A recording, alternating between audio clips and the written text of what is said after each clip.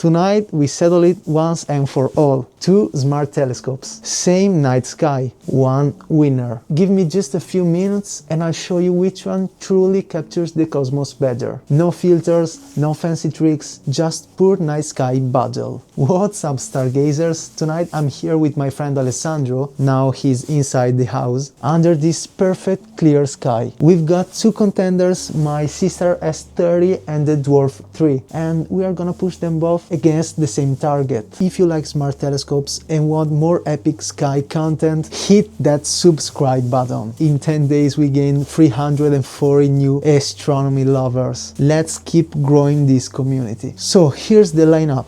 Seestar S30, a compact classic smart telescope with good core performance, 30mm aperture and 150mm focal length. It shoots in full HD, comes with 64GB of storage and about 6000 mAh battery. And facing it, the Dwarf 3, and that's a bit pricier with a slightly larger 35mm aperture and the same 150 focal length. A bigger sensor in 4K, 128GB of storage and a 10,000 mAh battery for longer sessions. Those 2 are close in price here in Europe. Not a huge gap, but do these specs actually makes a difference out here under the real sky? So tonight we are pointing M31.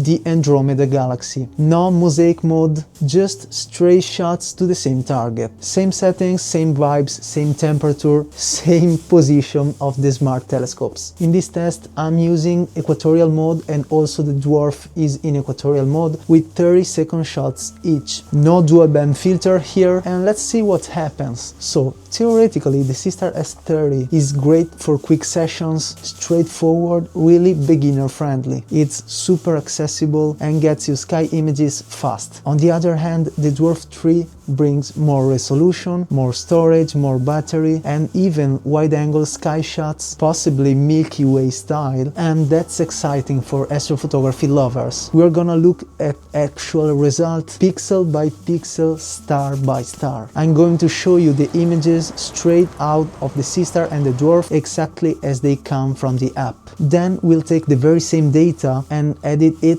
using Siril, a free software that anyone can download and use. The results should be way better compared to the automated processing system inside the Seestar and the Dwarf apps. Today I'm here with my friend Alessandro. Hi everyone. We are in Vicenza now, in Pianura Padana. So here we are in a Barter 6 scale and that's quite polluted and horrible. Yeah.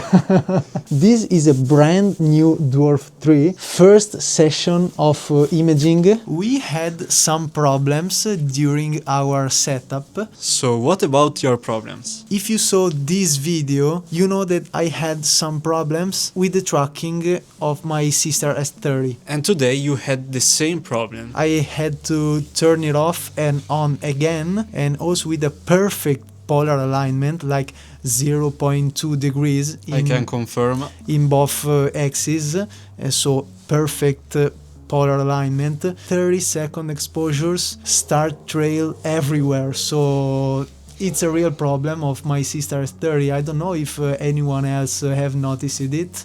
Please let us know in the comments, because we don't know if it's the telescope the problem or if it's the software the problem, and that's different. Yeah, very different. Another minor issue is that when I tap Go To in the Seestar app on Andromeda Galaxy, the Seestar didn't center Andromeda properly, so I had manually to correct it in the left. It could be a problem because I think if you schedule 2 AM to point to Andromeda and you are sleeping, you cannot know if the Seestar point Andromeda correctly. So that's a big problem for me. I don't know if anyone else another time has this problem. Please let me know in the comment. And what about me, I'm asking? With the Dwarf 3, I've got only one problem, and that's the first time I'm using it, so I was a bit upset, but it's okay. The issue I got was that I couldn't stop the live stacking, and it ended up with the turning off the telescope and then turning on,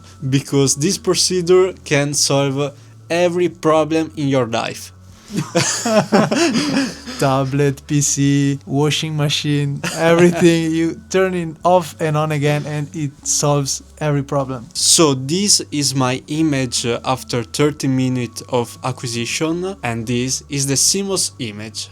What do you think about it? I think that Andromeda with the Seestar S30 now is so much better than mine for now. Yeah. But then there is a competition with Siril, Yeah. and we will see. And also with the apps, yeah, we can do way better also in the app. And this is our first video in live and English, so please don't be rude in the comments. Sorry for the bad English. I'm teaching him, and that's not a good thing. Alright guys, here we are. These are the results. This is the image coming straight out of the Seestar app. This one is from the Dwarf app. And now I'm going to show you the results processed with Siril. The first one is the Siril plus the Dwarf data. And this one instead Siril plus the Seestar S30 data. Honestly, there's no need to overthink about that. My favorite image by far is the one coming from the Dwarf app. The image is incredible. The background is black but not crushed.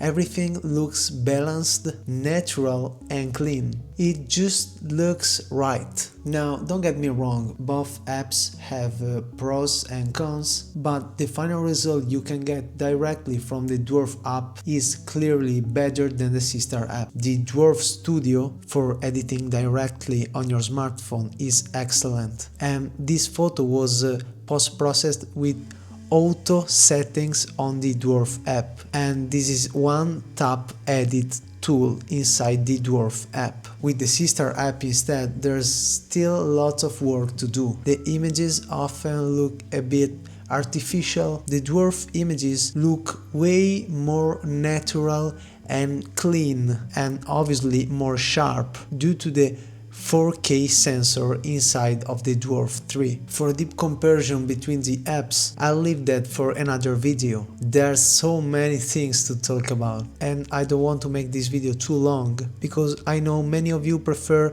short content and easier to watch videos. When it comes to Galaxies though, both apps already works great, and honestly with Galaxies, there's not a huge amount more you can squeeze out in Siril. One more important thing, the Dwarf sensor is placed horizontally while the Seestar is vertical. So vertically the field of view is similar, but obviously horizontally the Dwarf gives you much more space, and that's a big advantage. And on top of that, you also get higher resolution. So yeah, the final score clearly goes to the Dwarf 3, no doubts here. The image edited directly inside the app is noticeably better, and honestly, that's an outstanding result. And another thing, just to be clear, the Dwarf images are from a little more than 2 hours of acquisition instead of more than 4 hours on the Seestar. So guys, think about that,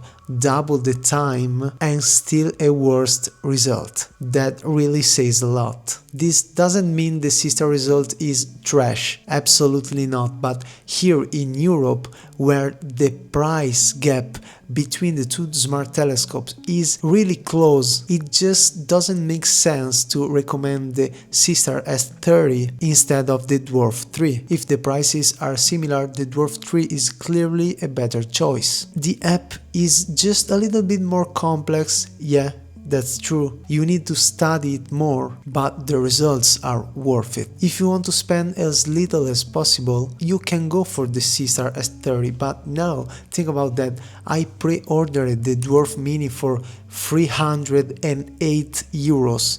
And the Seestar S30 now costs 470 euros. Way more. And they have the same resolution, the same focal length, and they share a lot of things. So in my opinion, in 2026, the Seestar S30, yeah, I can say it has no more sense to exist, because if you want a wide FOV, you can go with the Seestar S30 Pro or the Dwarf 3. If you want to go deeper into space, you can buy the Seestar S50, and if you want to spend as less as possible, you should go for the Dwarf Mini. Huge thanks to Alessandro for making this comparison possible, and also thanks to him for editing the Siril images. Yeah, the one you saw were edited by him. Clear skies everyone, and see you in the next video. Here behind me I have, outside my Seestar S30, I'm doing a mosaic of the California Nebula,